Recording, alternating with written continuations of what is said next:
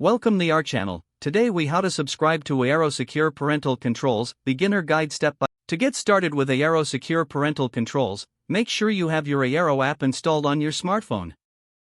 Open the Eero app and log in with your account credentials. Once logged in, navigate to the main dashboard where you can see your Eero network. Look for the Family Profiles option in the menu. Tap on Family Profiles to create or manage profiles for each member of your household. Select Create Profile to set up a new profile. Enter a name for the profile, such as a child's name. After naming the profile, you can assign devices to it. Select the devices you want to include in this profile. Once you've chosen the devices, confirm your selections.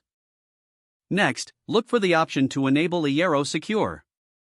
Follow the prompts to select a payment plan that suits your needs.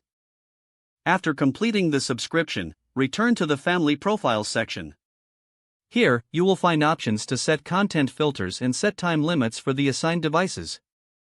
Customize the settings based on your preferences for each profile. Once you've configured the settings, be sure to save your changes. You can now monitor usage and make adjustments as needed from the same Family Profiles menu. Eero Secure will automatically apply the parental controls to the devices assigned to the profile. If the page does not load, refresh the browser or try again in a private or incognito window. Make sure you are using the correct email address, then retype it carefully to avoid small typos. If your password is not accepted, use the reset option and create a new strong password you can remember. Check your spam folder for verification or security emails, then complete any requested confirmation steps. Enable two-factor authentication if available to improve account security and reduce unauthorized access risk. After signing in, review your profile details so your contact information and settings are accurate and current.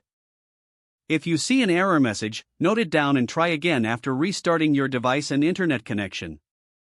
Log out when you finish, especially on shared devices, to keep your account and payment information secure. If the page does not load, refresh the browser or try again in a private or incognito window. Make sure you are using the correct email address, then retype it carefully to avoid small typos. Don't forget to like this video and subscribe to our channel for more step-by-step tech guides.